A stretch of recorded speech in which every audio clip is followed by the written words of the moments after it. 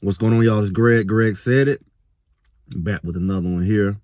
Shout out to all my subscribers and followers. Appreciate you always being here to support what we're doing here. And for all the newcomers, make sure you all hit that bell notification. Make sure y'all subscribe. Catch us on some things we got coming in the future. You know, this season, I mean, this is on the way.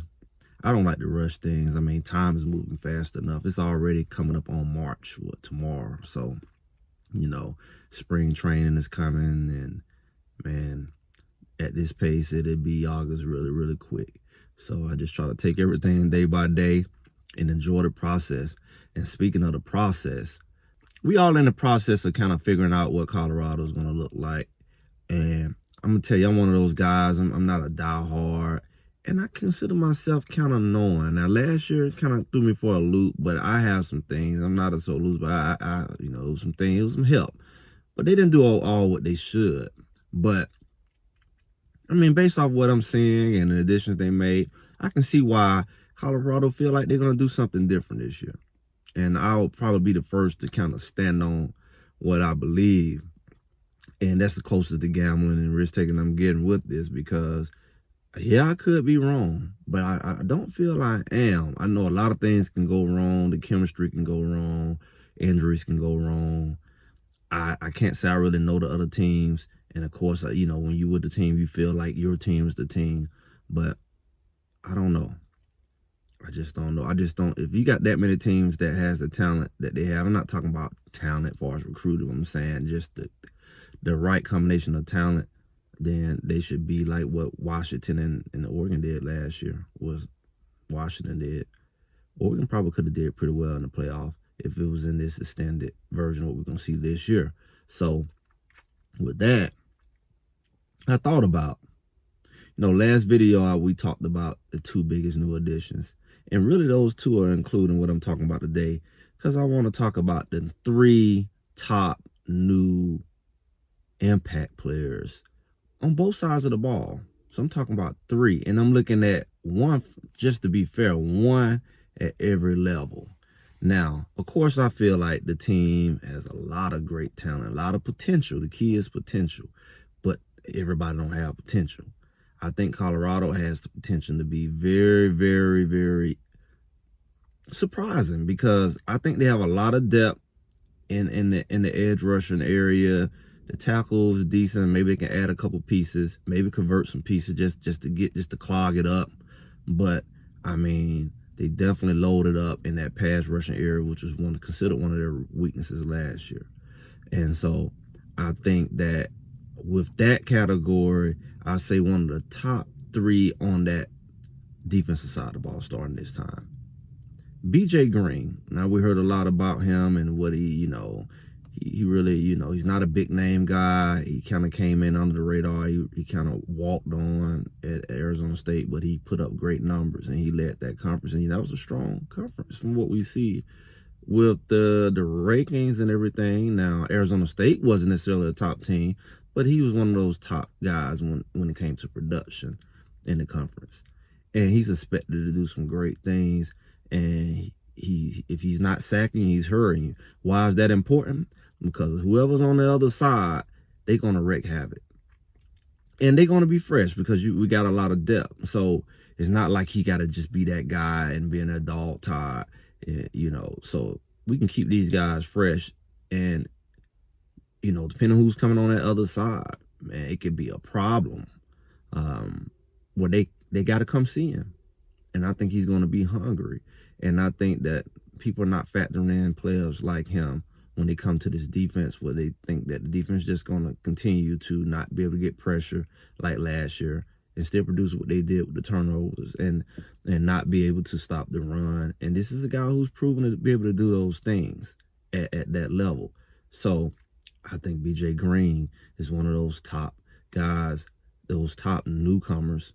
And I can say all these guys are underrated, because nobody's really respecting Colorado like that. So I got BJ Green on that line, right, on that edge. And, you know, we can even throw in Shadozie, you know. I know I said three, but I think Shadozie is just another guy who is going to have an impact. It's like they're like Cole you know, co-runners for that, top three. And I think that clogging up that middle where that quarterback can't really just, escape in that, find lanes to escape when you do get pressure is going to be important. I also think that clogging up those run lanes where you got to bounce it out to those guys because they come in one way or another. I think that's going to play a big role. And he is strong enough and he's proven enough to clog.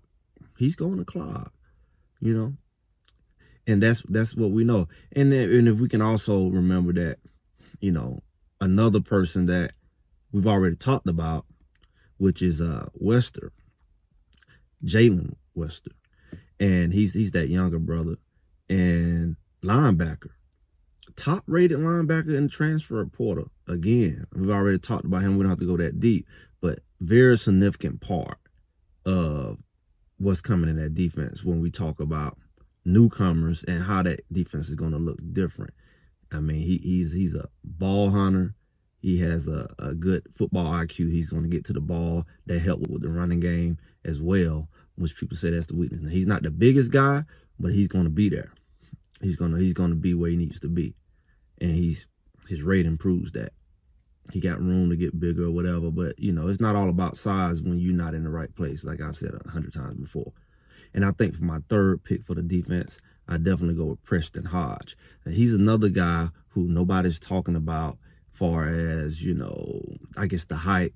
But when they come to that transfer portal, he's that top guy over there in that corner position. And then we're kind of expecting him to more so be on the inside, which is even more important when it comes to dealing with a lot of those drag routes. And whether it's on his side or where he's kind of in a robber-like setting, he has a very strong football IQ. He will come up and hit. The numbers don't lie. And he has an eye for the ball. Now, imagine having a lot of guys, on that defense, now adding to that ball, kind of that ball magnet, defense that we had last year. We seen Travis Hunter jumping routes and watching film and being able to kind of, use his IQ to figure things out. Now you got another guy out there who can do the same thing in a Preston Hodge. Just a solid guy, reliable, not going to miss a lot of assignments, not going to miss a lot of tackles, and you bringing that extra component to your secondary in addition to people like a Travis Hunter. And we just talked about a linebacker. Now, we know we have Slusher and we have Silman Craig, and that all of that helps with depth. Because remember, Slusher did a great in the first game, and he was out for a few games.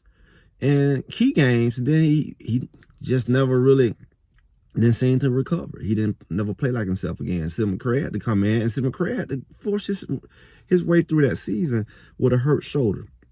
We seen him grimacing and but he played through it. And we know he was hurt. We seen in practice he didn't necessarily dress out all the time. And he's a smaller guy. So, hey man, in those semi-trenches, you need that depth because, people get hurt, people get tired, and things happen. And you just don't want any old guy now. You want guys who produce. I think all of those guys produce, but I think Hodge is definitely someone who is proven to be a solid choice as that either extra safety, nickel, however we can use them. Because I think we're going to have to use them all in some way or another. So those are my top 3, 4-ish for the defense. I know I added Shadozy, but I also had Wester in there. So we've talked about him before. Now on the offensive side, you'll be surprised. Because we got a lot of names. Like a lot of people know about Jordan Seaton. And Benson has been making a lot of noise on the, making himself known on Reach the People, Well Off. He's just been vocal. He's been a personality, and people probably will know him just as much as a lot of the players who've been there. But I would say on that line, the number one guy that I think was going to make an impact would be Justin Mayers. And he's another guy, top in the transfer portal in his position. Now, he's probably, he hangs with that crew.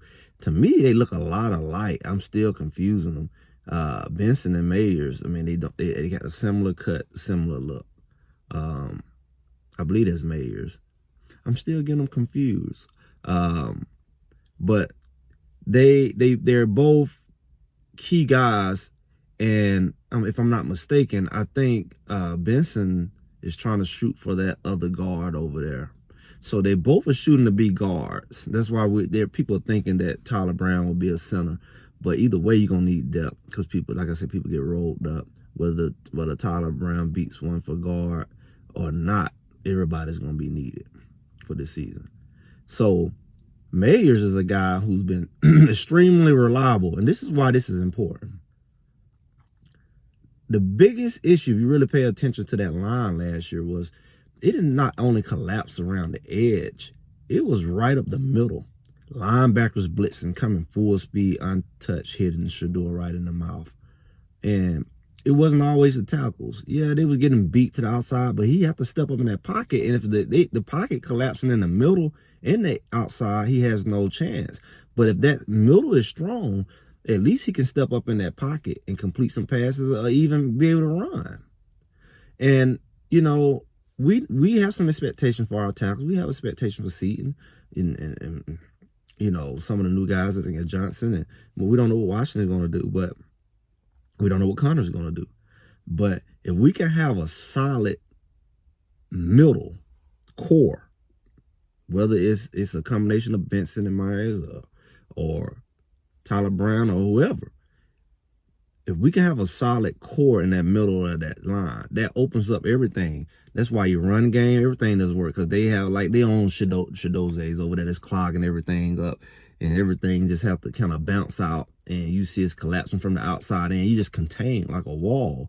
But if that core is solid, it tells why I would say somebody like a Mayers, and with his proven production, how significant he's going to be. And then also, we talked about LeJohntay Wester, and that's the other Wester brother. And, you know, go back and check that video out. But we talked about those two brothers and how, man, this guy, a lot of people are sleeping on him, even though his numbers don't lie as well. And they say he was at Group of 5, but he produced, it didn't matter who he played, he was getting over 100 yards a game with a subpar quarterback. This is a guy who consistently got over 100 yards a game. That means he's always open, he's fast, and he's sure-handed. And that's with probably half the production, honestly. A lot of those games, he probably was at half production, where either they couldn't, you know, get the ball to him because, you know, the pressure on the quarterback, or the quarterback was just not looking his way. He just wasn't smart enough to say, that's my go-to. And he still produced over 1,000 yards. So he's a guy that by far, you know, is worth repeating. He is a significant guy. I know we talk about Will Shepherd. It just show you how much depth Colorado has and why people should be taking them seriously. But this is a guy. Those Wester brothers, I tell you, they're going to be significant. They stay healthy. And I think my last one is probably the most underrated of all, and that's Mekhi Welch. Now, you're not hearing a lot about this guy because, one, people don't respect Colorado's run game. They still questioning the line. They saying that Shador going to throw 70-80% of the time. And then on top of that, this guy is a freshman. But when you look at what he's doing, he's all about business. I can't say like he reminds me of his build, like a Tank, like a Tyson or a Barry Sanders. You know, not all legs, but just very stocky. And one of the things that we were looking for is a bigger running back. And he's a bigger running back already. He's probably one of the biggest running backs in size. His height is decent. And he runs hard and he's focused. He realized he's a freshman and he got to work. He'll have no time to play around. And when you really look at him and how he moves, man, somebody with that stature and with a blocking line in front of him, they put this guy in the game. Everybody's talking about McCaskill. Watch out for this freshman. He's going to have to get in there because, I mean, like I say, he's one of the bigger guys. He's working hard. He's looking like the type of guy who's going to be able to do what they ask him to do. He's not look like he's struggling picking up or adjusting. He came early, so he's not a guy who's going to be like a lot of the freshmen who typically come in the fall, summer. So I say look out for this guy. Remember, Greg said it. A lot of people not talking about him. They're excited that McCaskill's coming back, and they talking about Dylan, and they may mention Savion. They overlooking him too, but he's not he's a returning guy. This newcomer here, I think is going to get more PT than a lot of people would like to imagine, and he's better than a lot of people give him credit. But you know, it's not a big run in school.